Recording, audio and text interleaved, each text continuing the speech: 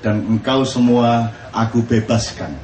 Berdiri semua, kemudian prajurit Islam mengurai talinya.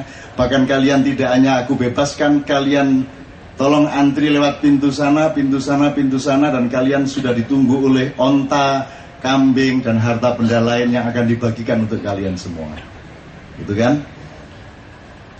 Jadi itu luar biasa, itu Valentine Day-nya Islam.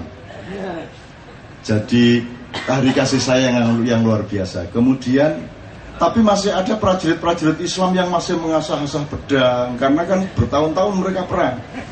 Terus Rasulullah datang, ngapa lagi ngungkal-ngungkal? Kaget dia, iya ya sudah tidak ada perang, pulang sana, sudah tidak ada peperangan, pulang semua, tiduri istrimu masing-masing. Meniduri satu istri dengan baik dan santun sama dengan membunuh kafir 70 orang. Nah, itu rumusnya begitu. Nah, dipakai sama Yai Budi.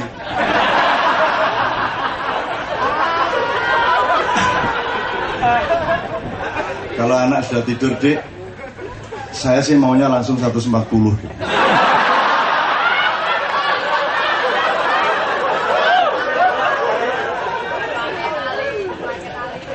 Terus istrinya malah jawab 210 ya Allah. Coba asiknya Masya Allah. Kalau semua didasari cinta kasih. Dan lahirnya teori-teori ekonomi, kekeluargaan, kemasyarakatan dari Bung Hatta itu tidak lain, tidak bukan. Itu hanya lahir dari rasa cinta. Itu lahir dari rasa kebersamaan dengan orang banyak. Ya. Kita tidak peduli yang menang siapa nanti presidennya. Kita tidak peduli yang mana parpol yang akan menang. Yang kita pedulikan adalah siapapun yang menang, kalau mereka tidak menerapkan kebersamaan dengan rakyat, cinta kasih dengan rakyat, teori-teori dan mekanisme ekonomi, politik dan apapun yang tidak berfokus kepada kepentingan dan kesejahteraan rakyat, maka itulah yang kita tolak. Jadi kita tidak menolak SBY, tidak menolak Megawati, tidak menolak Prabowo, tidak menolak siapapun. Yang kita tolak adalah cinta yang tidak sejati kepada rakyat. Jadi siapapun mereka yang jadi tidak ada masalah, karena toh juga sama saja. Oke. Nah, ada opresi, kemudian ada suppress, terus baru ada situasi atau posisi depres. Jadi teman-teman sekalian, tinggal apa saja yang depres. Depres itu posisi ditekan atau posisi dipenek. Penek itu bahasa Inggrisnya, bahasa Indonesianya diperus gini Mas. Dipenek itu nah,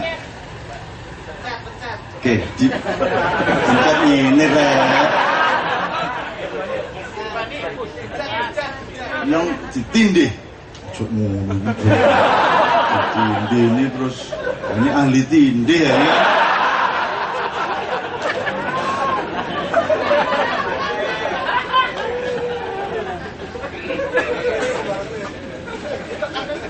Saya dulu menyarankan, ya Ibu Tini aslinya pemain teater, dan dia pernah workshop teater, ikut teater dinasti di Semarang. Tapi saya menyarankan dia diam-diam, meskipun Mas Budi ini actingnya bagus, tapi saya sarankan coba mulai belajar dan merintis untuk jadi kiai.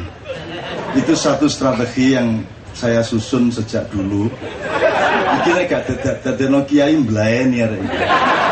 Wong dadi kiai bojone brucal muana.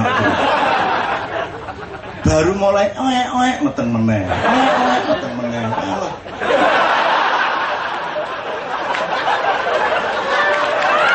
Ya bagaimana? 10 tahun kok 8 anak ini loh. Nabi Muhammad gak ngono rek. Wis iki luwih wong Arab ya. Oke ya? Oppression, suppression, depress. Nah sekarang tinggal kita tarik garis. Apa saja sih? Sekarang konteksnya apa dulu? Bisa politik, bisa ekonomi, bisa kultur, bisa pasal hukum pun bisa melakukan opresi. Fatwa ulama pun bisa melakukan opresi. Sekarang masalahnya Anda depres apa tidak? Kan gitu. Nah, Nanti disusun pelan-pelan di rumah, kepentingannya apa dulu? Anda dipres apa tidak? Sebab boleh ada opresi, tapi Anda bisa saja tidak dipres karena opresi. Misalnya fatwa, Anda dikasih fatwa merokok itu haram bagi anak umur di bawah 17 tahun dan bagi ibu-ibu hamil. Dan itu kalimatnya sebenarnya ada terusnya, cuma dicoret. Wanita hamil juga dilarang tidur tengkurap. Mengkurap dunterno ini. Ah, nanti kalau Anda mau paham, kita bicarakan bersama. Fatwa itu apa? Posisinya itu sama dengan hukum apa tidak? Ranahnya di mana? Siapa yang berhak memberi fatwa? Yang berlangsung dengan ulama kita kemarin itu fatwa atau bukan? Itu kita analisis. Tapi yang pasti saya melihat orang pada dipres karena fatwa itu. Kenapa dipres? Loh gitu aja kok. Loh, ambo ada 1000 fatwa lagi, kenapa Anda harus dipres? Nomor 1, karena Anda tidak mempelajari fatwa itu apa. Nomor 2, Anda tidak mempelajari lahirnya yang disebut fatwa di Padang Panjang itu apa. Bagaimana? Anda tidak pelajari. Nomor 3, loh, ya kan Anda bisa bikin fatwa sendiri. Gitu loh. Ah, nanti kita pelajari kalau Anda memerlukannya. Tapi monggo, serah Anda. Nah, nanti saya akan bisa ceritain macam-macam soal itu. Terus yang penting nanti kita cari Anda ini mengalami depresi apa saja. Misalnya ekonomi rakyat, yaitu saya menyebutnya ekonomi nafas dalam. Jadi warteg-warteg di sisi-sisi gedung-gedung gede, di mana karyawan-karyawan perusahaan besar itu kalau siang makan di situ.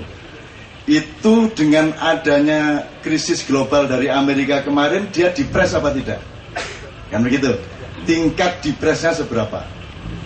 Apa saja yang di Indonesia yang merupakan opresi-opresi dan supresi-supresi yang membuat Anda depres. Nah, yang depres ini bukan hanya rakyat, alam juga bisa depres. Tadi saya ngobrol sama teman-teman dari IPB, tanah juga bisa depres. Tanah bisa mengalami depresi karena petani dan pelaku pertanian tidak memiliki cinta kasih dan apresiasi terhadap pemeliharaan kesuburan tanah, sehingga dipupuk terus, dirabuk terus tanpa pernah memperhatikan bahwa tanah itu memerlukan kelapangan untuk bernafas dan memelihara kesuburannya. Sehingga ada satu istilah tanah kita sekarang yang sebenarnya merupakan surga yang diambil oleh Allah, ditaruh di belahan bumi sebelah sini ini yang namanya Pulau Jawa terutama. Itu sudah kena narkoba semua tanahnya. Sudah kena narkoba, berarti dia dipres. Itu teman sekalian. Nah, sekarang Anda hitung nanti di rumah, cari yang opresinya apa, supresinya apa, yang kena dipres siapa saja dan apa saja.